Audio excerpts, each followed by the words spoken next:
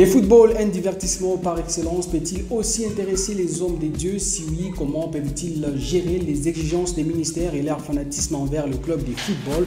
Ces questions trouveront bien sûr réponse auprès du révérend Mandakou qui sera avec nous dans cette émission pour lever l'équivoque sur cette question. Oui, la question se pose aussi sur ses débuts mitigés du TP Mazembe en Ligue nationale de football, 30e édition. Après 4 rencontres, les Corbeaux ne comptabilisent que 5 petites unités, ce qui ne reflète surtout pas l'image de ces grands TP Mazembe. Non, ça ne reflète évidemment pas l'image du grand TP Mazembe Englebert, une image qui a été peinte de main de maître de cette équipe lors du doublé en Ligue des Champions lors de l'année 2009 et 2010. Une image du tout-puissant Mazembe Englebert qui a rayonné sur le continent africain. Cette épopée romantique des Corbeaux mérite bien d'être remémorée ici dans ce nouveau numéro de la Team JMJ. Les castings est donc au complet. La Team JMJ, c'est parti comme d'hab. On se la joue Autrement.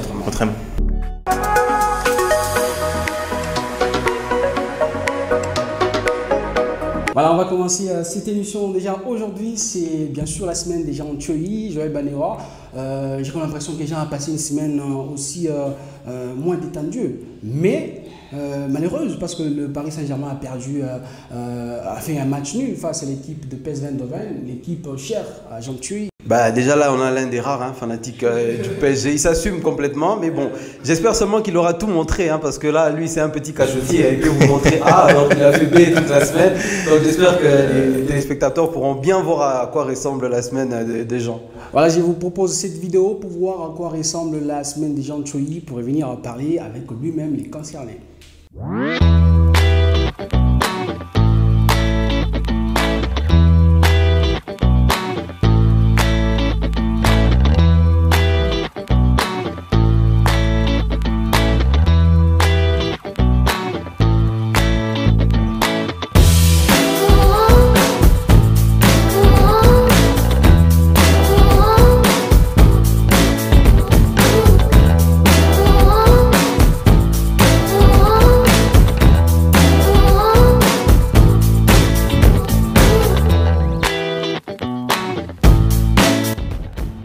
Voilà, j'ai un peu mon nœud de cravate.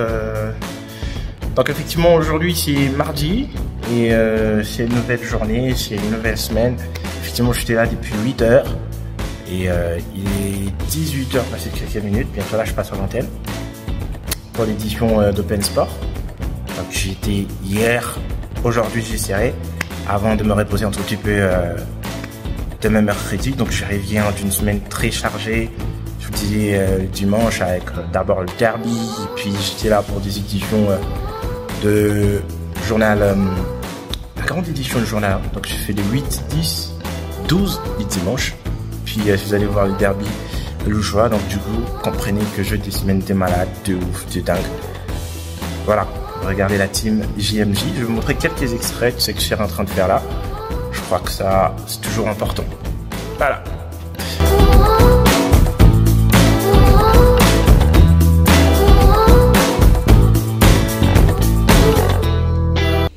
Voilà, Jean Tchoyi, on a vu ta semaine. Entre le boulot et le travail, ça s'apparente un peu à la semaine des gens de Joël Banewa comme la semaine dernière. Oui, franchement, je crois que je n'ai vraiment pas eu une semaine détendue. En commençant déjà par les dimanches. Moi, vraiment, j'ai parti du dimanche. Les dimanches, parce que je ne me suis pas reposé. J'étais au boulot, j'étais au journal des 8, 10, 12. Je suis allé voir les derbies au stade. C'était incroyable. Ouais, mais franchement, c'était incroyable. Et puis, voilà, le lundi, tu es déjà dans l'émission, la production à partir des 12 h. Donc, c'est vraiment fatigant. Bon, tout à fait. C'est match du Paris Saint-Germain, mais vous savez, pour moi, Paris, ça reste mon club des cœurs. Lui, sans ce qu'il fait. Moi et Joël, dans la semaine, on était bien gâtés avec la victoire du Barça. Quoique déjà, c'est samedi ici, on sera coude à coude. Non, mais vous avez les Paris Saint-Germain, je ne les justifie pas. C'est sûr que j'ai jamais vu un Dembélé aussi nul que sur ces matchs-là. Il rate tout, même son entrée sur les terrains, il rate. Donc c'est incroyable. Donc après, ça reste une équipe en reconstruction. On est en train de chercher un peu d'identité. Je crois que Luis Enrique, c'est l'homme de la situation. Maintenant, bon, il y a quand même des gars qui se sont bien défendus, Colomoni et tout ce qui va avec. Donc je pense que moi, ma semaine, c'est résumé à ça. Quand on dit aux gens qu'on travaille comme des dingues, ils viennent de les voir eux-mêmes. Donc, je crois que au moins. Cette vidéo ne peut motiver que les passionnés. Au cœur de la semaine des gens Choyi, une semaine pas détendue bien sûr, parce que Jean était donc au four et au moulin, au boulot, et surtout avec cette défaite du Paris Saint-Germain qui a tout foiré dans sa semaine. Ça allait être quand même bien s'il y avait une victoire du Paris Saint-Germain. Voilà, on va déjà lancer les débats dans ces numéros, là, on va dire les deuxième épisode de la saison 1 de la team JMJ, déjà avec la partie on refait les matchs.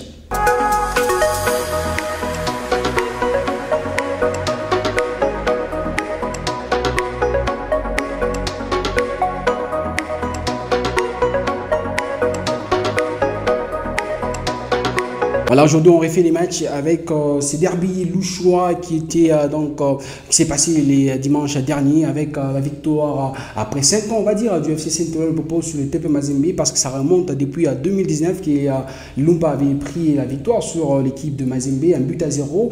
Ici on se questionne beaucoup plus sur les débuts mitigés du TP Mazembe. Qu'est-ce qui ne marche pas concrètement chez les Corbeaux? Ça fait 4 matchs joués, on va comptabiliser les 4 matchs, c'était hier face à Don Bosco, mais ça fait 4 matchs pour une victoire seulement, pour une équipe de Mazembe, champion en titre, Joël Banewa. C'est pas un début rêvé. Ce qui se passe au TP, c'est la sonnette d'alarme que tous les journalistes aguerris était en train de tirer pour cette équipe du TP Mazembe Anglebert.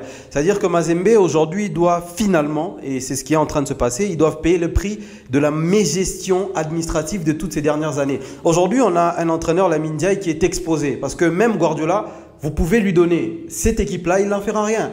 Vous regardez des joueurs comme Aouchanga, des joueurs comme Ngala Mouloumé, des joueurs comme Merzen Gimbi, c'est des joueurs tellement irréguliers qui ne reflètent même pas l'image du tout-puissant Mazembe Anglebert. Aujourd'hui, cette équipe-là, c'est la plus, et je le dis encore une fois, c'est la version du TP Mazembe Anglebert la plus faible que je n'ai jamais vue. On a vécu un derby où les 11 de Lupopo a mangé complètement cette équipe du TP Mazembe Anglebert. Et quand vous regardez que ce soit dans les duels, que ce soit le jeune Bakata qui a joué ce match-là, il a été complètement avalé par Ikoyo. Vous regardez dans les couloirs, Issama, du haut de son âge et de son expérience, il a empêché la promesse Oscar Kabit d'exister. Donc sur tous les compartiments, Lamine Ndiaye a été dominé par le nouvel entraîneur de Lupopo, Luc Emael. Donc on a eu un derby à sens unique. Et même quand vous regardez dans la préparation de ce derby, on avait comme l'impression que c'est seulement Lupopo qui était plus intéressé par le derby que le TP. Donc aujourd'hui, on a une équipe du tout-puissant Mazembe Anglebert qui est en train, petit à petit, de perdre non seulement sa place, mais aussi son aura au sein du football congolais. Parce que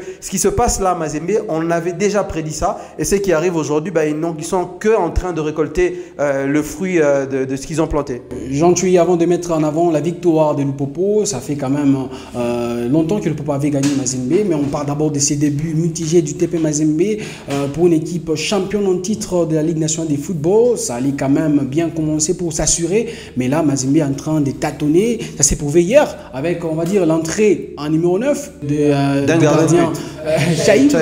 Ça tâtonne du côté Mazembe et ça va pas. Après, je crois que je vais revenir sur les cas Chaïbou, mais ça reste les TP Mazembe. Et quand ça démarre une saison régulière du football en Ligue nationale par ces résultats-là, ça n'enchante personne. Moi, je ne me mets pas à la place des fanatiques du TP. Parce qu'ils sont franchement frustrés par la torpeur de perdre les matchs contre le Popo, contre je sais pas, Tanganyika qui les a acculés, contre Malolé qui les a étreints et tout ce qui va avec. Donc je pense que ces débuts de saison, ils ne reflètent pas l'image, la puissance, effectivement, que Mazembe doit dégager personnellement. Mais ça se justifie parce que quand tu es un club de football, je le dis toujours, quand tu es un club de football, on te retire plus des 6 éléments essentiels. Tes meilleurs joueurs. Tu dois souffrir. Ça s'appelle la fin d'un cycle au sein des Mazembe. J'ai toujours dit que Lamine Ndiaye, c'est un magicien, c'est un entraîneur qui, quand il arrive dans une équipe de football, il façonne le joueur. Les TP, on le dit, ils ont plus de 40 joueurs en réservoir. Et moi, je me pose la question, c'est quoi la vraie qualité de ces joueurs quand ils ne savent pas partir les pieds de ceux qui sont partis? Donc, sur le plan quantitatif, Effectivement, ils sont fournis. Mais le joueur, la qualité, il n'y en a pas. J'ai jamais vu, moi, personnellement, bon, jamais vu, c'est un peu trop dur, mais j'ai vu les dimanches passés John Bakata courir pour ne rien faire, en fait. Et toutes les occasions qu'il a à lui. En plus, lui, il a été repêché à la dernière minute dans l'effectif de Mazembe. Ce n'était pas des joueurs prévus pour cette saison. Ça vous laisse dire haut et fort que ce club n'est pas à son meilleur niveau. Parce qu'on le sait tous, ils ont recruté, oui. Quelle qualité déjà? Ça se pose des questions. Ils n'ont pas enregistré, oui. C'est vrai qu'au mois de janvier, fin décembre, janvier et début janvier, ils vont enregistrer 2 joueurs selon les nouvelles qui viennent du club. Mais est-ce que réellement ça va permettre à ces Mazembe de remonter la pente? Parce que là, ça frustre. Et la seule équipe que Mazembe aujourd'hui est à même de battre, c'est Don Bosco. Et une victoire douteuse. Un Don Bosco, ce qui est étonnant, un Don Bosco qui fait un super match contre Valladolid, qui fait un super match. Déjà en première période, c'est un super match face à Mazembe. C'était un match serré, mais en seconde période, ça a changé. Mais quand ça rentre, ils prennent 3 buts à 0. Moi, je comprends rien du tout. Et Joël Banewa, est-ce que Mazembe, cette saison, est cataloguée en Ligue des Champions ou bien c'est une équipe qui va s'embrouiller en Inafoot et après éliminer en phase de groupe de la Ligue des Champions de la CAF? Parce que les débuts déjà nous montrent que Mazembe n'est pas le Mazembe. Moi, déjà avant les débuts, je me disais Mazembe a été trompé par la performance qu'ils ont réalisée contre l'équipe de Red Arrows de la Zambie. Et aujourd'hui, ça prouve que Mazembe, c'est une équipe qui n'est pas prête. Mais déjà sur le match retour, déjà sur le match de Red Arrows, on voyait déjà des difficultés dans cette équipe. Regardez, il y a eu un jeudi ici où on est allés tous au stade, on nous a présenté entre guillemets les joueurs de la saison. Ils font un match contre un Cana, je crois que c'est un Cana qui était venu ici jouer. Ben, même les supporters sur le gradin, ils se posent des questions pour dire mais c'est quoi cette équipe? Et la réalité va les rattraper plus tard, c'est le premier match officiel de championnat contre la jeune équipe de Malolé. Et aujourd'hui, on est en train de se rendre compte que Mazembe n'est pas prête pour toute la saison. Et même quand on nous parle du recrutement en janvier, vous recrutez, vous ajoutez 5-6 joueurs dans ce collectif-là. Quand vous ajoutez 5-6 joueurs, ça vous fait une nouvelle équipe. Et en janvier, jusqu'à arriver au mois de juillet, vous pensez que 5-6 joueurs vont transformer ce collectif de Mazembe. C'est impossible. Vous allez ajouter 5 joueurs qui n'ont jamais joué ensemble. Donc aujourd'hui, c'est un collectif de Mazembe qui est perdu. Et cette saison, ils doivent souffrir, payer les prix pour reconstruire l'équipe. Non, mais s'il faut parler de la Ligue des Champions, vous savez, moi, j'ai toujours un point de vue. Et ça, c'est clair. La Ligue des Champions et la Linafoot, ça c'est différent. Mais on s'est habitué. Non, mais c'est quand même qui montre que Mazembe, avec ses performances, sera même de bien se comporter. On s'est seulement habitué à voir Mazembe. On s'est seulement habitué à voir Mazembe aujourd'hui se produire en Ligue nationale de football, ne faire des bons résultats, dominer sur tout le monde. Même quand ça ne va pas, on est sûr que, bon voilà, les clubs, il va. Mais ça, c'est tout à fait normal. Mais quand Mazembe joue les interclubs, la CAF, ça devient autre chose. Regardez les matchs qu'ils jouent contre. Regardez les matchs. Regardez. Ils font. Non, je vais vous donner un exemple, au fait. Ils font un match un peu comme une tarte, au fait, contre un Cana Red. Mais regardez quand ça joue contre Red Arrow. C'est une autre équipe, là. C'est les mêmes joueurs. Donc, c'est une équipe qui est capable de vous sortir un match mitigé en Linafoot, mais quand ça parle de la Ligue des Champions, les gars, ça se bouscule. Donc, moi, je ne suis pas en train de vous dire qu'ils vont faire des miracles. Donc, tu n'as pas la peur pour la Ligue des Champions. Je ne suis pas en train de vous dire qu'ils vont faire des miracles, mais seulement, je suis sûr que quand c'est Mazembe... Mais c'est même décrié en Linafoot, en Ligue des Champions, vous l'attendez à un certain niveau élevé. Qu'ils aient les niveaux les plus mauvais en Ligue nationale de football, mais quand ça joue la Ligue des Champions, c'est un autre club. Et ça, ils nous ont prouvé. Non, le football, c'est un sport de réalité. C'est un sport de réalité. Ce n'est pas où on va, c'est pas l'église, on va prier, il y aura un miracle qui va se passer. C'est pas le cas. Le football, aujourd'hui, c'est devenu une science. C'est vrai que vous pouvez être moyennement bon en championnat et vous pouvez être bon en Ligue des Champions. Mais quand vous êtes médiocre en championnat, croyez-moi, vous irez jouer des clubs qui sont champions de leur pays. Vous avez une énergie positive qui va vous accompagner, bien sûr. L'énergie ne sera pas suffisante. Ils vont jouer Al Hilal, qui est champion de son pays. Ils vont jouer les Yanga, qui sont champions chez eux. Ils vont jouer un club marocain qui, on sait, le niveau du championnat est supérieur au nôtre. Donc on a une équipe de Mazembe très faible qui, par le nom, ils vont peut-être essayer d'embrouiller l'adversaire, mais vous verrez que ça sera largement insuffisant. On va pas rester sur ces défaites de Mazembe et ces débuts mitigés rapidement. Tout ce que moi je ne veux pas comprendre, c'est qu'on dise aujourd'hui que Mazembe doit avoir peur de tous ces clubs-là. Parce que franchement, c'est manquer de respect à ces grands clubs. Mais Mazembe ne doit pas avoir peur de ces clubs-là, mais Mazembe doit avoir peur de son effectif. Mais si on n'a pas peur d'un adversaire, c'est qu'on est capable de rivaliser. Voilà, on va pas s'éterniser sur cette équipe de Mazembe qui a quand même un début très mitigé en Ligue nationale de football avec des statistiques pas convaincantes. C'est donc 4 matchs joués pour une victoire, une défaite. Enfin, c'était la défaite face à Lupopo. Mazembe a donc connu 2 nuls sur les 4 matchs joués déjà dans cette Ligue nationale de football pour 4 buts marqués dans 4 rencontres, 2 buts encaissés. C'est donc 5 points de Mazembe engagés sur ces 4 rencontres sur les 12 possibles. Mais là, on va parler quand même de quelque chose de positif. C'est la victoire de Lupopo après 5 ans face à Mazembe, 1-0 Lupopo avec Guy et Imaël. Ça promet quand même. Bon, après, il faut dire que Lupopo, c'est un lion blessé. C'est un club qui s'est senti par les passés trahi par son amour-propre. On a vendu ses rêves à tous ses fanatiques, jaunes et bleus, qu'on retrouve une équipe de Lupopo qui a non seulement les moyens pour accompagner les objectifs du club, mais qui ramène aussi le résultat en même temps. Mais on a semblé danser sur une musique différente et une danse aussi qui ne suit pas après. Avec l'histoire, l'épopée Magasuba, l'histoire d'Onamulongo, il est intouchable et tout, parce que le club était plongé dans une certaine chose et ça prenait le dessus sur les résultats qui venaient en retour. Maintenant, on semble retrouver une certaine osmose, parce qu'avant ces matchs, je n'ai jamais vu un Lupopo déterminé de jouer un match des Ligues nationales de football face aux grands tout-puissants Mazembe. Je rappelle, les grands tout-puissants Mazembe qui, sur l'espace de 10 ans... Les grands tout-puissants Mazembe par le nom ou bien par l'aspect actuel dans les... Par l'histoire, non, par l'histoire. Écoutez, non, j'ai rien. Par l'histoire, par les noms, par ce que ça représente, par ce que Mazembe, même s'il est troué, mais ça reste Mazembe. Non, franchement... Je n'ai jamais vu. Parce qu'il est en noir blanc. Je n'ai jamais vu. Il est déchaîné. Non, mais franchement, mais rapidement, on parle de Lupopo. Je n'ai jamais vu un Lupopo aussi concentré comme celui-là. Mais quand il commence ces matchs-là, les 15 premières minutes, pour moi, franchement, ça m'engage que moi, ils sont à l'avantage du TP. Les TP, ils osent, ils tentent, ils font douter. Mais derrière, vous voyez, la mentalité. Effectivement, la mentalité. Ils ont un entraîneur qui leur dit, les gars, allez-y. Ces clubs, ils commencent à douter.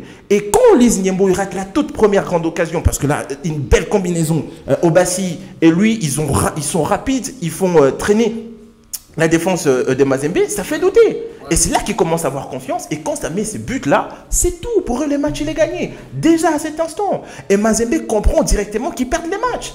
Et ça veut dire qu'on a beaucoup plus travaillé sur les mentales des joueurs, parce que c'est presque la même équipe qu'avait Magasuba, et que Imaël, il est venu, il a juste transposé son savoir-faire. Le côté psychologique, il a été fait de façon que c'est un club qui peut marquer, qui ne peut pas en prendre, et qui peut faire douter l'adversaire. Et Mazembe a douté au vrai sens du mot. L'aspect psychologique a vraiment l'importance, parce que le Popo venait d'une élimination. Dans la phase éliminatoire de la Ligue, de la Coupe de la Confédération. Cette victoire de Mazembe, ça va requinquer le moral de ces joueurs-là et les permettre de bien se comporter tout au long de cette saison en Ligue nationale de football. Vous savez, depuis que et moi prétendre peut-être à une place de vainqueur de cette... évidemment, parce que moi, depuis que j'ai connu cette équipe de Lupopo, c'est toujours un club qui a toujours des ambitions parfois au-delà de ses moyens. Et la version de Lupopo qu'on a aujourd'hui, c'est un club, non seulement par les ambitions, mais par les moyens aujourd'hui, ils ont tout pour réussir. Malheureusement, ils ont été éliminés en Coupe de la Confédération. On sait que le contexte, comme Jean l'a très bien expliqué tout à l'heure, ne permettait pas à cette équipe-là de pouvoir réussir ce qu'ils avaient en tête de faire. Mais aujourd'hui, le milieu est quand même assaini, même si Magasuba est payé pour vivre à Lubumbashi. Moi, j'aimerais bien être lui, parce que directeur technique de quoi, on ne sait pas. Mais aujourd'hui, on a une équipe de Lupopo qui a énormément de talent. Moi, je le dis, ils ont un milieu de terrain qui est le meilleur milieu de ce championnat. Draman Kambou, OCT et Mika Miché, qui pour moi est le meilleur joueur de ce championnat. Quand vous avez 3 joueurs comme ça, je vous dis, il y a très peu de milieux de terrain en face qui peuvent rivaliser. Dans ce match-là, Lupopo gagne la bataille du milieu de terrain. Et c'est là que j'apprécie le côté tactique de Luc Emaël. Qu'est-ce qu'il fait? Il comprend que dans les 10 premières minutes, comme l'a dit Jean, les TP Mazembe avaient bien commencé le match. Et il se faisait que le jeune Lise Niembo physiquement face à Ernest Luzolo-Sita, il n'y arrivait pas. Et qu'est-ce qu'il fait? Il ramène Lys Niembo au milieu et ça fait 4 milieux de terrain. L'entraîneur malien, c'est même franco-sénégalais, Lamine Ndiaye, il n'a pas compris ça. Lui, il avançait avec son Zemanga devant et Ngimbi qui était devant, et ils ont laissé seul le pauvre Badamassi qui était obligé de défendre face à 3 milieux de terrain plus un milieu supplémentaire qui était Lys Niembo qui décrochait. Regardez le but, c'est Lys Niembo qui enclenche le pressing, il prend le ballon, il donne à OCT donne à Issama, ça va de l'autre côté, et lui il vient marquer dans la surface de réparation alors que c'est un ailier droit. Donc aujourd'hui on a une équipe de Lupopo qui est travaillée par Luc Emaël, qui a une intelligence tactique, et la confiance, comme le disait Jean tout à l'heure, est revenue au sein de ce collectif-là, et cela fait en sorte que on a une équipe de Lupopo différente qui a tout pour gagner cette Ligue nationale de football parce qu'ils n'ont pas d'autres compétitions à jouer en dehors de ce championnat. Voilà, le Popo a tout pour gagner cette Ligue nationale de football. L'équipe se comporte bien sûr, avec 2 victoires dans 2 rencontres jouées. Ça fait 6 points pour les Cheminots. On va donc toucher à la partie importante de cette émission. On va dire, Jean Thioui, la partie focus. On va vraiment être focus sur les sujets en rapport avec l'aspect fanatisme des pasteurs, des hommes de Dieu. On va d'abord suivre cet élément signé par Nice Mukebo. Le football transcende les frontières culturelles et religieuses pour beaucoup. Il représente un moyen d'évasion, de joie et d'appartenance. Les hommes de Dieu, tout en prêchant des valeurs de paix et d'unité, peuvent également éprouver une passion pour le sport qui semble parfois contradictoire avec leur rôle spirituel. Être un homme de Dieu implique souvent de prêcher la modération, la tempérance et l'amour pour autrui. Pourtant, le fanatisme pour une équipe peut entraîner des comportements extrêmes, allant jusqu'à la rivalité violente entre supporters. La question se pose, comment ces leaders spirituels gèrent-ils cette dualité, ministère et leur fanatisme?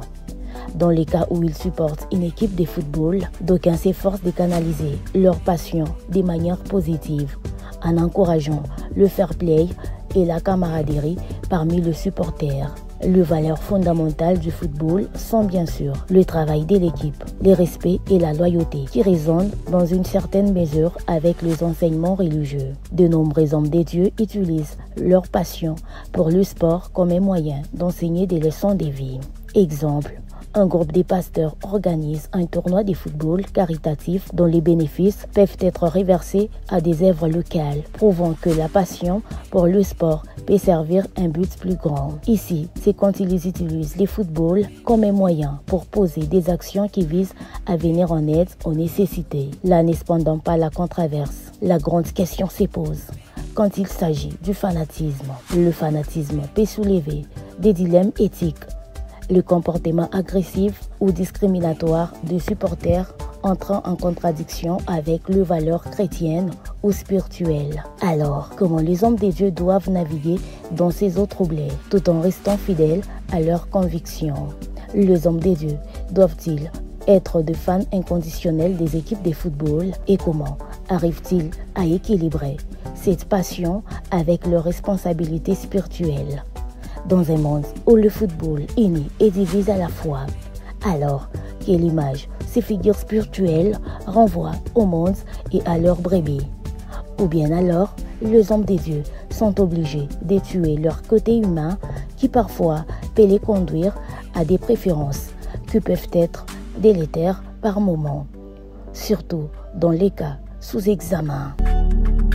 Voilà, l'élément de Nice Mukebo vient donc de circonscrire les cadres par rapport à notre sujet, en rapport bien sûr avec l'aspect fanatisme des hommes de Dieu. Jean Thioui, on est avec le pasteur, le révérend Récite Mandakou sur cette question, une figure vraiment emblématique de l'aspect religieux ici en République démocratique du Congo. Il va répondre bien sûr à cette question. Déjà, pasteur, est-ce que les hommes de Dieu ont le droit d'avoir des appartenances sportives en termes de club?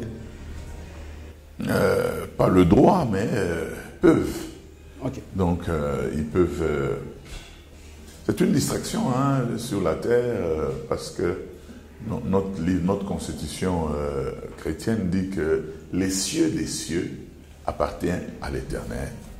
Il a donné la terre aux fils des hommes.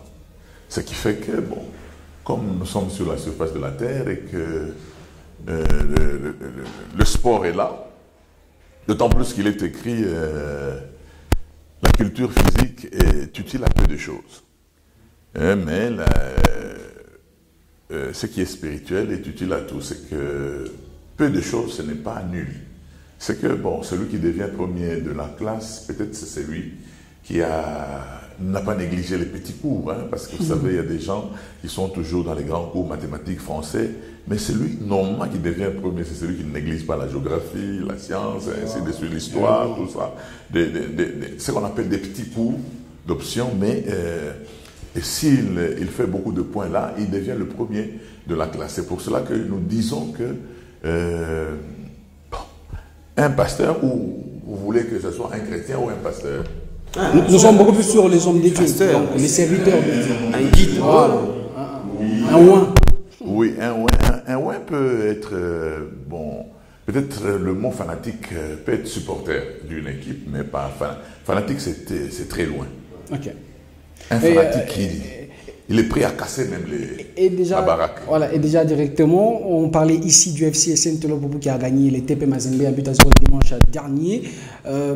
Révérend Réussite Mandakou, je pose la question très directe. C'est quoi votre club qui vous supportez, on va emprunter votre mot, entre les TPM et Boubou? Non, ici au Congo, je ne supporte aucune équipe. D'autant plus, c'est pas que je n'aime pas les équipes, mais ça ne m'intéresse pas, hein, parce que, vous savez, la différence entre les équipes de l'Occident et nos équipes, l'écart est devenu tellement grand qu'on dirait que les autres ont vraiment effacé le foot. À un certain moment, par sursaut patriotique, nous étions tous tout puissants Mazembe, mais maintenant là, c'est bon. Il n'y a pas de victoire du côté de Mazembe, bon. Et même quand on supportait Mazembe, je n'ai jamais été au stade pour suivre le match de Mazembe. Et pasteur, est-ce que vous comprendrez le fait qu'un jour, le président Katumbi vous appelle, il dit que non, il a besoin que le pasteur Réussite Mandakou vienne prier pour son équipe avant de monter sur le terrain pour un match important? Mais oui, c'est son entreprise, parce que nous prions. Il y a des gens qui élèvent les poules, tout ça, parfois quand ça ne produit pas, ils nous appellent pour prier pour leur entreprise. Le tout-puissant Mazembe étant son entreprise, nous viendrons prier. Ok. Il n'y a pas de problème. Oui, alors moi j'ai une question concernant la spiritualité et le football lui-même. Comment faire quand vous êtes un serviteur, un pasteur? Comment vous conciliez les deux finalement? Parce qu'on sait que les sports en soi aussi, c'est une activité intense au niveau spirituel. Comment vous arrivez à gérer les deux et faire la séparation? Tout à fait. Comment vous séparez les deux? Une distraction, mais la spiritualité, c'est ça la vie. On ne joue pas tous les jours, mais nous, la Bible dit prier sans cesse. Mais le sport ne nous dit pas jouer sans cesse. Ouais, moi, c'est fatigué, là. Hein? Quand on joue sans cesse, on se fatigue. Bon, en fait, le foot, c'est une distraction. Okay. C'est une distraction, c'est-à-dire qu'on ne gagne rien en supportant une équipe, à part se réjouir pour un peu de temps. C'est comme quelqu'un qui s'enivre pour un peu de temps, ses soucis reviennent en surface après ce temps, mais ce n'est pas que ça fait la vie.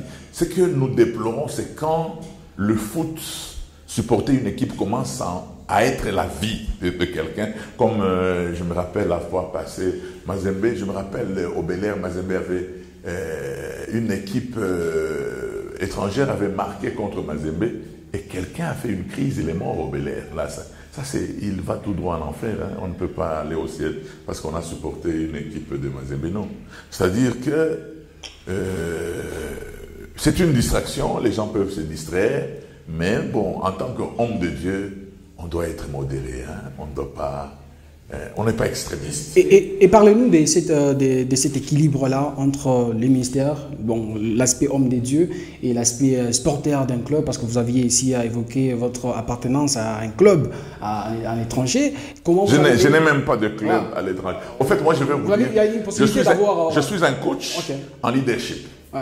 Et j'étais en train de suivre Mourinho derrière, parce que Mourinho, c'était un exemple que je pouvais donner à tous les leaders, voir la même personne qui prend Porto, qui prend...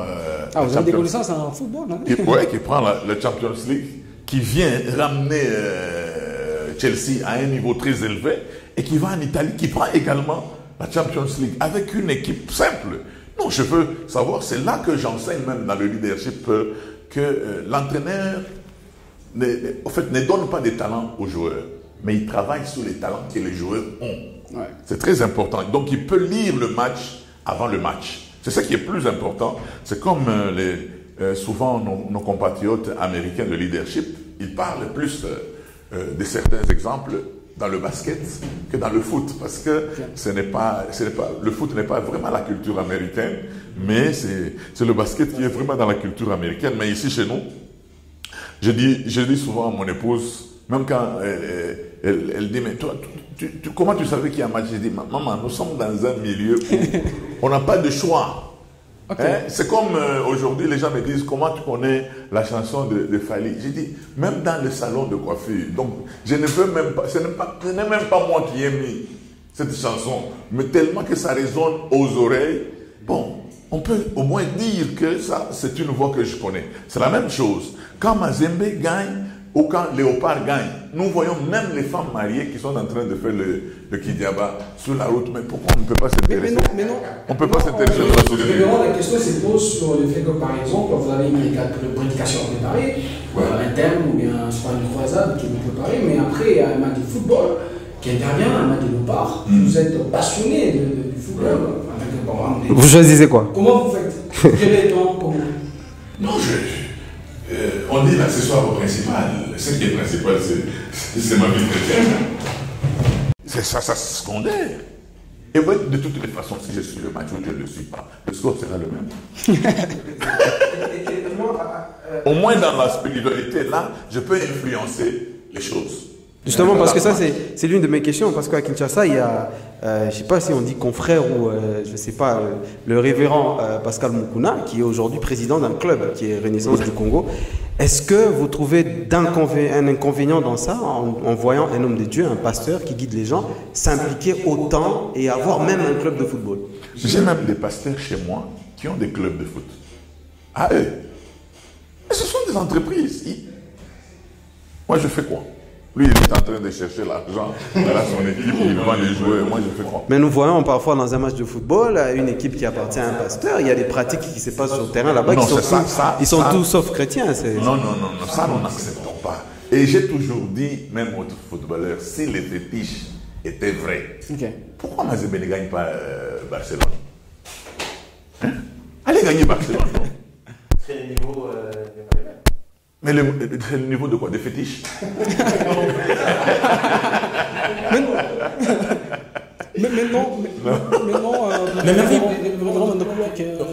J'ai une question, en fait. Dans un monde où, on le sait tous, le football, il peut en même temps unir et diviser. Quelle image un homme des dieux qui s'est dit fervent, supporter d'un club, peut renvoyer au niveau spirituel, mais aussi social pour les gens qui les suivent? Est-ce que ça ne peut pas diviser finalement? Bon, non seulement diviser, même amener aussi la joie. Hein? Vous savez, le Congo, nous avons beaucoup souffert, nous continuons à beaucoup souffrir, mais de temps en temps, on peut dire que nous ayons quelques intervalles de joie. Vous savez que quand l'équipe nationale gagne, mais vous trouvez que tout le monde est dans la joie, et même les PCR sont dans la joie, ils ne nous arrêtent pas à n'importe quel niveau. Mais si on perd, là, tout le monde s'énerve et sur la route, ce n'est pas, c'est pas intéressant. Donc, parfois, le foot amène la joie, je le vois, pas seulement dans ce pays, mais dans beaucoup de pays dans le monde. Vous sentez que, on dirait qu'il y a un sursaut d'orgueil, tout le monde se réjouit dans une ville. Parce que Jésus allait de lieu en lieu faisant du bien aux gens. Si ils peuvent obtenir le bien avec cette distraction, où est le mal? Pasteur, est-ce qu'aujourd'hui, si je vous emmène un joueur de football, je vous dis, il a un match important, le dimanche ou peut-être le samedi, parce que le foot se joue généralement au week-end, et je vous emmène sa paire de bottines, j'ai dit, pasteur, priez pour cette paire de bottines, afin que, quand il va la mettre, qu'il marque des buts. Est-ce que vous ferez ça? Mais tu vas loin. Parce que je le fais. Il y a beaucoup de joueurs. On a beaucoup de joueurs. Moi, je peux prendre l'exemple de Joël qui est parti. Joël Béa. Joël Béa pris à la génération Joël. Ok. Oui. Il s'est même marié à la génération Joël. Il y a d'autres joueurs aussi qui sont à la génération Joël. Et c'était une petite anecdote sur lui. C'était quoi sa vie spirituelle? Comment? Parce que c'est vous qui gériez sa vie spirituelle. En tout cas, il n'est pas dans les fétiches. Okay. Nous prions chaque fois qu'il avait des matchs, tout ça, des opportunités. Parce que tu sais, la vie, les opportunités font partie de la vie. Parce que vous pouvez être un bon joueur si vous n'avez pas d'opportunité, c'est pas intéressant. Et tous ceux qui prient avec nous, et quand ils nous posent le problème, ils disent nous avons match, c'est une opportunité, il y a des sélectionneurs, il y a des gens, tout ça, c'est à l'issue de ce match-là qu'on peut sélectionner certaines personnes. Nous les mettons en prière, nous prions comme celui qui a des problèmes au travail, qui estime. Mais révérend, Dieu n'est pas partial. Mais mon frère, c'est un jeu, il y a toujours un gagnant et un perdant, c'est tout. Ok.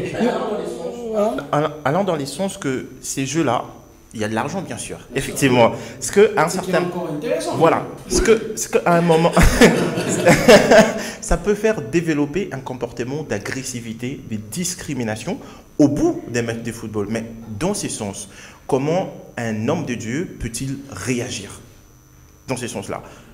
Supposons qu'on prend 2 clubs à proportion nationale. Vita Club, Mazembe joue un match de football. Mazembe peut s'imposer. Vous voyez ce que ça peut faire un fervent supporter de Vita Club, qui est un homme de Dieu, mais comment réagir à ces mi-temps-là? Mais il doit comprendre que la parole de Dieu dit toutes choses concourent au bien de ce qu'elle fait. Mais il y a une autre question, pasteur, parce que moi j'ai une petite anecdote. Moi je me rappelle bien, mon pasteur s'est plaigné beaucoup du fait que c'est quand Mazembe était encore les grands TP Mazembe qu'on reconnaissait, du fait que les gens s'est préparés déjà à 11h pendant le culte les dimanches, ils quittent l'église pour aller au stade, pour bien sûr garantir la place au stade, mais après le pasteur s'est plaigné. Comment gérez-vous ces genres de situations? Un chrétien, c'est toujours ça le machine. Mais à la Kenya? Non. Oui, parce que je me rappelle, une fois, je suis allé faire un séminaire à la Kenya, et le pasteur me dit, bon, par hasard, j'avais déjà des boubous noirs blancs. Il dit, bon, vous-même, vous comprenez que le pasteur est tout ça m'a élevé, on va faire vite parce qu'on a match ce soir. Bon, je n'avais pas porté ces boubous pour ça. Okay. Donc, ce n'est pas normal. Par exemple, moi, j'arrête une prière parce que je dois suivre le match de Mazembe. Non, les chrétiens qui quittent l'église pendant... Ce n'est pas intéressant, ce ne sont pas des chrétiens, ce sont des boucs. Ce n'est pas des brebis, ce sont des boucs. Et pasteur, aujourd'hui, vous comprendrez le fait que les clubs de foot ont des pratiques peut-être différentes, celles de la religion, mais que ces pratiques-là influencent des garçons, par exemple, comme Joël Béa, qui est dans votre église. C'est-à-dire, il est chrétien, il va prier le dimanche, mais il arrive dans son club, on lui dit bien, pour l'intérêt du club, eh bien, prends ces taux, mets dans ton habit, et ces genres de pratiques-là. Est-ce que ça vous dérange? Nous leur demandons toujours de ne pas le faire. Parce que...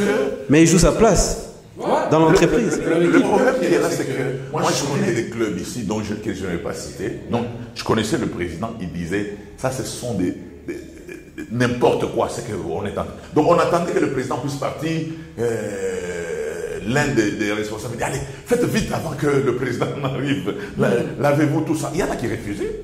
Vous savez, quand quelqu'un ne met pas ses gris-gris et qu'il donne les résultats sur le terrain, vous commencez à douter déjà de vos gris-gris, c'est tout. C'est question de voir comment les choses se passent. C'est tout, ce n'est pas toujours que... il y a des gens pour qui nous prions. Quand ils se rendent compte qu'avec la prière, ça ne marche pas, alors là, c'est le résultat de Dieu qui... Nous ne leur demandons pas de venir dans la prière sans s'entraîner. Nous leur demandons de s'entraîner. Le précieux trésor d'un homme, c'est l'activité. Il faut s'entraîner, il faut mériter sa place, mais pas de fétiches, parce que finalement, demain, vous serez pris à Chelsea. Et vous allez partir avec votre mort à Chelsea. Non. Mais pasteur, moi j'ai connu un pasteur qui a interdit ses enfants à la maison de suivre le match entre guillemets parce que c'était diabolique. Est-ce que vous comprenez ce genre de décision? Oui, même moi je peux le faire quand ça commence à toucher à l'essentiel. Je peux. Un match de football normal. Que dans la maison, nous ne sommes plus unis. Vous êtes aliénés au football. Nous devenons des adversaires au lieu de faire partie d'une équipe. Surtout que nous savons que notre seul adversaire c'est le diable. Alors que dans la maison on fait du bruit. Non, je ne sais pas. Non. Ça, non. J'ai vu des gens, parfois, je me rappelle d'un frère. Mais le football, eh bien, quand on fait des choix, chacun a son choix. Non, c'est ça, ce ne en fait pas. Un jour, nous avions une prière pour toute la journée. Alors, chez nos voisins, il y avait des enfants qui jouaient dans la parcelle, il y avait un match de foot. Alors, un de nos diacres là était là. Et ces enfants, quand ils marquaient, ils criaient wow! Mais lui, à l'église, là, comme j'étais nos voisins, il se disait déjà, nous avons marqué 1-0. 2-0.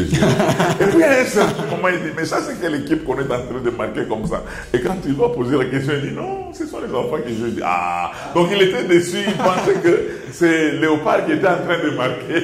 Donc il était à la prière tout en pensant au match. Donc, au fait, un chrétien, un homme de Dieu, c'est un homme modéré. C'est un homme modéré. C'est comme moi, là. Je ne peux pas venir dire, bien aimé, je suis fanatique de Mazembe ou de Lupopo. Non. Non. Non. Non. Donc, en gros, pasteur, c'est qu'il faudra comprendre. Je suis fanatique de Jésus. Oui, effectivement. Ce qu'il faudra comprendre, c'est qu'un homme de Dieu ne peut pas avoir passion pour le football. Voilà. En gros. Ouais. Mais il peut regarder. Oui, oh, oui. Oui. Tu sais, moi, je regarde beaucoup le. Alors, je regarde le match, mais ce qui est différent de vous. Ok. Moi, je peux regarder seulement le match comme ça. Je ne sais même pas c'est quelle équipe. Mais ce qui m'intéresse, c'est le système de jeu. Ça me plaît. Oh. Et puis, je sais aussi dire, du côté de la défense là-bas, c'est ça qui va céder, on va marquer. Et puis, finalement, on marque par cette défense. Je commence à comprendre le jeu. Et puis, ça me plaît. Pourquoi? Parce que je me distrais. Mon épouse me disait, qu'est-ce que tu regardes? Je dis, maman, je ne fume pas, je ne bois pas, je ne me vois pas sortir pour aller. Laisse-moi distraire mes yeux seulement avec le jeu que je suis en train de voir. C'est tout. Laisse-moi.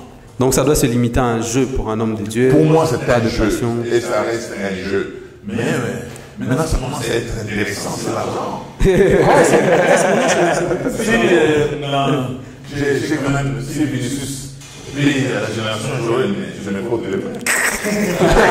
La dîme, c'est comme tu as des millions. Parce que je sais que les millions, là, divisé par 10, ça me diminue le succès de plier. Mais il y a un autre facteur dans le football, c'est qu'aujourd'hui, vu qu'on parle d'argent, il y a des paris sportifs. Qu'est-ce que vous pensez, vous, en tant que pasteur, des paris sportifs? Est-ce qu'un pasteur peut se jouer à ça? Je ne joue pas au jeu. Même les fidèles? Je ne joue pas au jeu du hasard. Les fidèles? Non. Un chrétien ne peut pas jouer le jeu du hasard, non. C'est un hasard. Je ne joue pas. C'est interdit par la Bible, mais c'est votre principe? C'est que tu sais dont tu as besoin.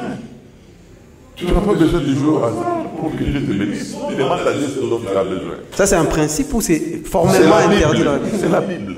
De ne pas jouer au jeu de... Le jeu de hasard, c'est pas chrétien. Donc dès qu'un pasteur... Si tu veux, tu seras là, tu vas présenter ta question sur les PDG.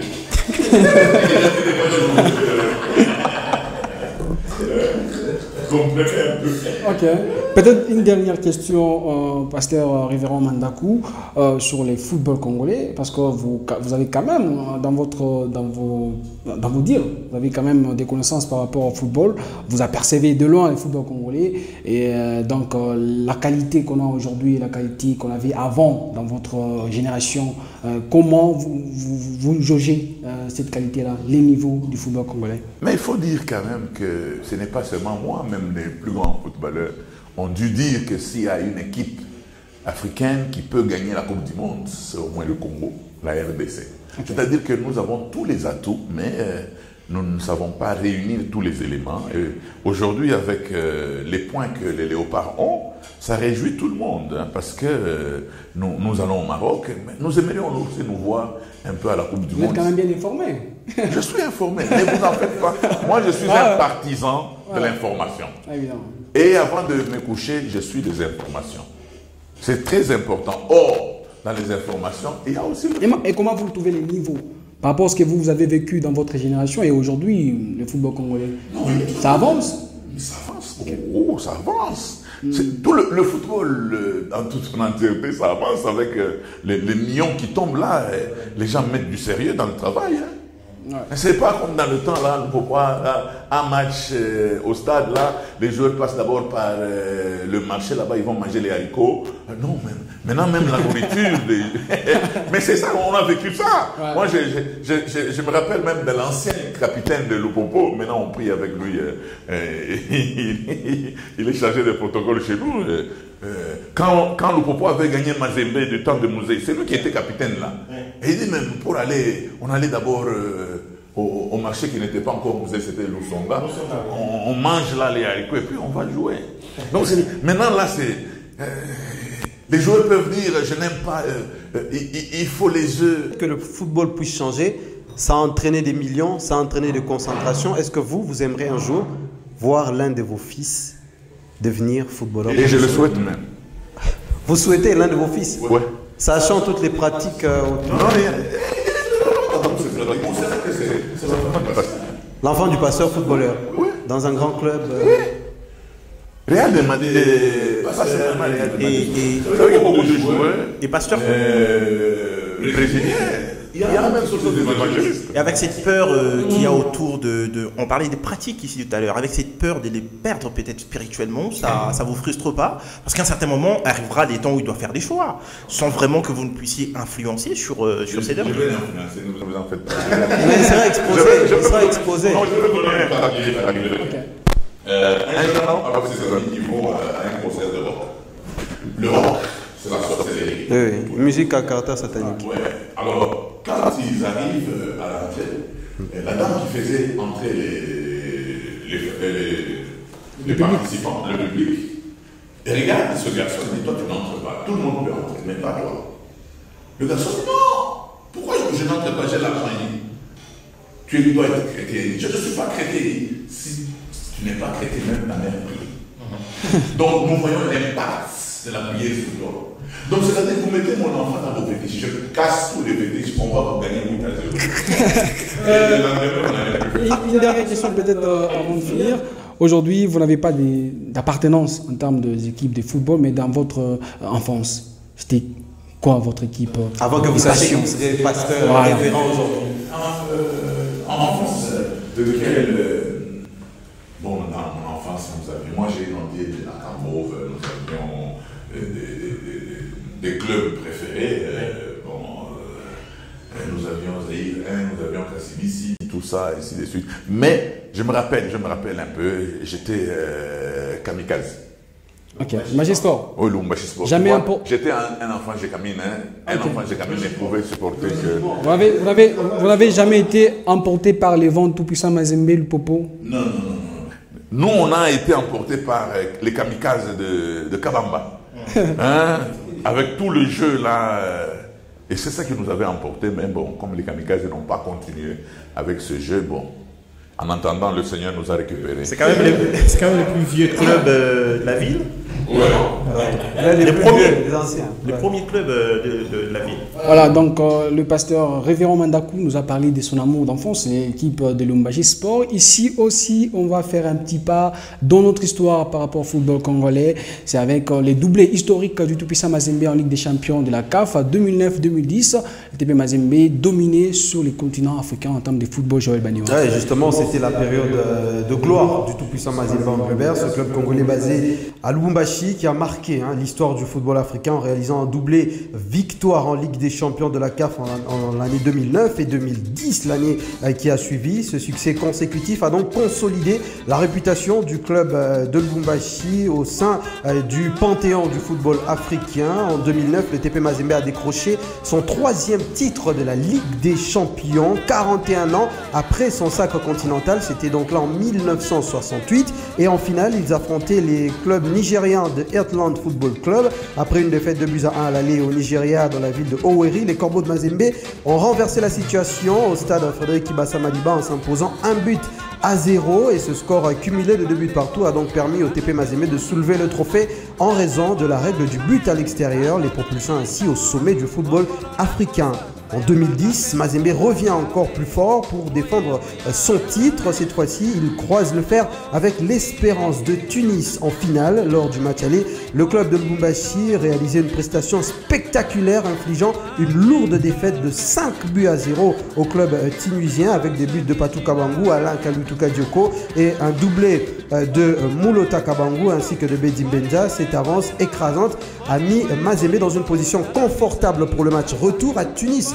Du côté de la Tunisie, malgré une défaite 1-0 en Tunisie, le TP Mazembe conserve son titre avec un score cumulé de 5-1, un exploit historique. Cette double victoire a donc permis au TP Mazembe de devenir le premier club africain à remporter consécutivement la Ligue des champions de la CAF depuis Enyimba en 2003 et 2004. Leur succès en 2010 les a également qualifiés donc pour la Coupe du monde des clubs de la FIFA, où ils ont réalisé un parcours inédit en atteignant la finale face à l'Inter de Milan de Samuel Eto'o, devenant ainsi le tout premier club africain à accomplir cet immense exploit. Ces victoires de 2009 et 2010 demeurent jusqu'à aujourd'hui parmi les plus grandes réussites du tout-puissant Mazembe Anglebert et qui ont donc gravé le nom du grand TP Mazembe Anglebert dans l'histoire du football continental. Voilà, Jean Tchoyi, c'était quand même les bons moments, la belle époque du TP Mazembe qui dominait sur le continent africain par rapport au football de club. C'était le retour en force du tout grand, tout puissant Mazembe après l'époque 1990. Je crois que c'est l'une des plus belles pages de l'histoire de ces clubs-là que Moïse Katumbi a offert à tous ses fanatiques. Il faut rappeler que quand il arrive au club en 1997, on essaye de mettre de l'investissement, on essaye de chercher par quelles voies et moyens ramener cette aura qu'avaient perdu les TP Mazembe depuis les derniers titres continentaux qu'ils avaient gagnés, les 2 derniers titres qu'ils avaient gagnés. Mais voilà, il fallait patienter depuis 1997 jusqu'en 2009 pour revoir les TP Mazembe au panthéon, au sommet du football africain, et ça c'était de la plus belle des façons. Et derrière il y a ces doublés en 2010 qui vient confirmer la bonne forme, la grandeur, la stature que ça représentait à l'époque, d'être un joueur des Mazembe, d'être un fanatique des Mazembe et de savoir qu'au centre de l'Afrique il y a une équipe noire à l'époque, parce qu'il n'y en avait presque pas, qui pouvait rivaliser avec les Maghreb, qui pouvait aller poser des problèmes, qui pouvait gagner à l'extérieur, qui pouvait faire la Coupe du Monde et arriver jusqu'en finale, marquer l'histoire de cette façon-là. Je crois que c'est une fierté et on est très loin de nous enlever, nous Congolais, quand je dis nous, je ne suis pas Mazembe, mais en gros, nous Congolais, cette fierté que ça nous a rapporté ces moments-là. Je pense que c'est historique et ça mérite d'être pour plusieurs générations. Je crois que Mazembe a ramené le goût de gagner des grands trophées. C'est-à-dire qu'il y a beaucoup qui n'ont jamais vécu ça. C'est un petit peu comme la Coupe du Monde en RDC. On n'a presque jamais vu la RDC en Coupe du Monde, que ce soit pour nos parents, que ce soit pour des oncles, etc. La grande partie de la population congolaise ne savait pas à l'époque ce que c'est que de gagner un trophée continental. Là, quand il gagne en 2009, je le disais tout à l'heure, ça faisait 41 ans que Mazembe n'avait plus gagné une compétition continentale. Donc, le fait que Mazembe ait gagné en 2009, ça a ramené le regard du football africain sur la République démocratique du Congo, et les Congolais ont vécu ça. Et le fait d'avoir enchaîné en 2010, ça a fait en sorte que Mazembe devenait finalement ce grand club-là que Moïse Katumbi voulait que le TP soit réellement. Et on sait qu'en 2010, il joue cette finale de la Coupe du Monde des clubs, et ça, c'était encore plus exceptionnel, parce que vous jouez quand même des clubs de pratiquement toute la planète Terre, et vous vous retrouvez en finale face à la meilleure équipe d'Europe. À l'époque, c'était l'Inter de Milan de Samuel Eto'o, Javier Zanetti, Diego Milito et les autres. Donc c'était un exploit monumental du TP Mazembe Anglebert. Aujourd'hui, quand je revois encore ces images, je me rends compte finalement qu'on avait un club à proportion extraordinaire. C'est pas le TP qu'on voit aujourd'hui malheureusement, mais le TP Mazembe Anglebert de cette époque-là, on n'a jamais eu un club comme ça en Afrique. Même Al Ahly d'Égypte ne pouvait pas faire ce que Mazembe avait fait à cette époque-là. Jean Tchoyi, est-ce que cette histoire-là, cette fierté du TP Mazembe à l'époque, est-ce que ça inspire l'effectif actuel du TP Mazembe? Je pense que c'est ce qui les porte jusque maintenant. Il n'y a pas longtemps, dans l'intro de l'émission, on refait le match, on le disait, le club n'a plus la même qualité qu'à l'époque. Mais quand cette équipe, quand ce joueur, effectivement, quand ces joueurs qui sont là aujourd'hui, que l'on traite de moins bons, arborent les couleurs du TP, des fois ça vous sort des matchs incroyables. Tout simplement parce qu'ils sont en noir et blanc. Ils ont cet esprit-là qui les accompagne. Donc je pense que ça joue, c'est devenu une sorte d'ADN qui accompagne les clubs partout. Quand ça parle des Mazembe, ça parle de l'épopée 2009, 2010, 2015 par exemple. Voyez-vous? Donc je crois que c'est un travail de fond qui s'est fait depuis 1997 et les résultats se sont produits vers ces années-là. Et derrière, il y en a, ils en ont pris des coupes de confédération, des super coupes d'Afrique et tout ce qui va avec. Ça montre qu'à un certain moment, c'est vraiment un travail qui a été fait dans les fonds et qui a rapidement payé. Voilà, le TP Mazembe qui gagnait aussi en 2015 cette Ligue des Champions de la CAF, mais le grand moment qui a cristallisé beaucoup plus d'intentions autour de cette équipe du TP Mazembe, c'était en 2010 quand le TP Mazembe, 2010-2009 quand le TP Mazembe était en train de réaliser ses doublés historiques. Ici, on va aussi se rappeler d'un joueur extraordinaire, un joueur qui aura marqué les temps dans le football congolais et même africain. Ça sera après ça.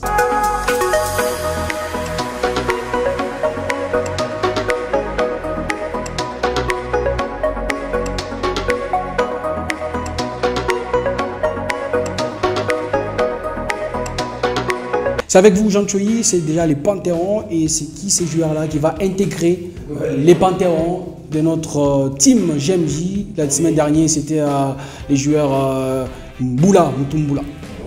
Effectivement. Vous savez les gars, j'y suis allé dans mon répertoire et j'ai trouvé, non sérieusement, on n'en parlait presque pas.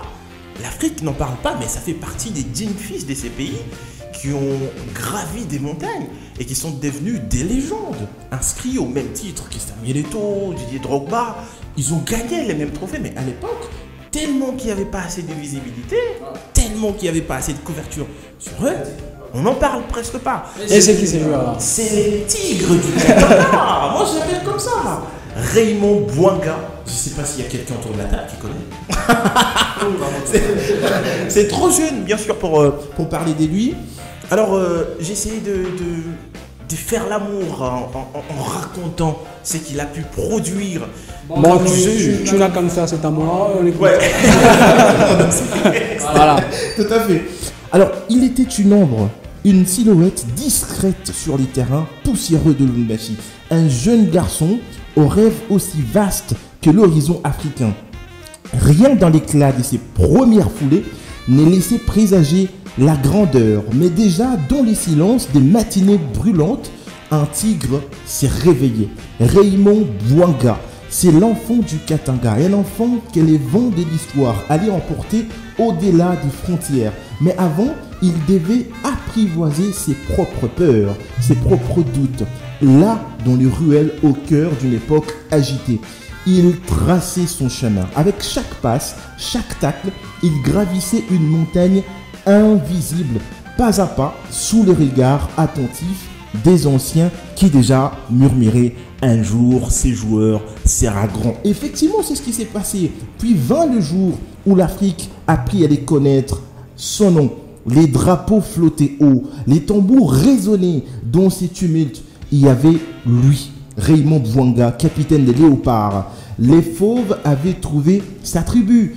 Il ne menait pas seulement son équipe, il incarnait un rêve, celui d'un continent entier en quête de reconnaissance. Nous sommes en 1974 et le monde retenait son souffle. La République démocratique du Congo s'est tenue devant l'Europe à la Coupe du Monde. Il était le premier d'Afrique subsaharienne et Bouanga, les Tigres du Katanga, en étaient les cœurs battants. Mais derrière chaque victoire, chaque trophée levé, il y avait plus qu'un joueur. Il y avait cet homme de fer, cet homme dont la force résidait pas seulement dans ce qu'il pouvait faire, mais était aussi un pied agile, mais dans le courage, bien sûr, d'affronter les géants, porter sur ses épaules les poids d'une nation. Il ne tremblait pas face à l'adversaire. Il gardait les yeux très grands ouverts avec un sourire calme et rappelait à chacun qu'un tigre, ne recule jamais. Les stades chantaient son nom, les trophées pleuvaient et pourtant Bouanga restait fidèle à lui-même. Sa légende s'écrivait à chaque minute, à chaque seconde sur les terrains du tout-puissant Mazembe. Il soulevait les espoirs de toute une génération. Les ballons roulaient, mais c'était son nom qui retentissait, résonnant comme une mélodie ancestrale. Aujourd'hui encore, son ombre plane sur le football africain. On parle de Raymond Bouanga avec ses respects réservés aux immortels. Ses exploits s'enracinent dans les mémoires, non seulement pour ses performances, mais aussi pour l'âme qu'il a déposée, qu'il a créée, qu'il a fabriquée. Les Tigres du Katanga, murmure-t-on avec une émotion palpable, comme si un à tout un moment, sur les gazons des souvenirs, il pouvait surgir à nouveau. Raymond Bouanga n'a pas seulement joué au football, il a dansé avec l'histoire et l'Afrique tout entière, dont son sillage a suivi la cadence. Moi, c'est mon hommage, mais derrière, il est peut-être les seuls, bon, les seuls c'est un peu trop grave parce que je n'ai pas assez poussé des recherches jusque-là. C'est l'un des rares joueurs africains qui ont été nominés par France Football pour les trophées des meilleurs joueurs d'Afrique à l'époque, en son époque. Enfin, pardon, excusez la tautologie. En ces temps-là, et aujourd'hui pour nous c'est une fierté de regorger de joueurs qui ont atteint, qui ont palpé ces niveaux. Franchement, je pense que respect à lui. Et voilà, c'est une grande carrière qui mérite respect. Jean-Benoît, une très belle histoire de Raymond Bouanga. On va dire un génie, hein. Non, on dirait... Dans l'histoire, il a très bien vendu. Ça dénote que c'était un génie. Mais ce qui est vrai, c'est qu'on aurait voulu que le passeur termine l'émission. Il a dû partir hein, pour ses obligations.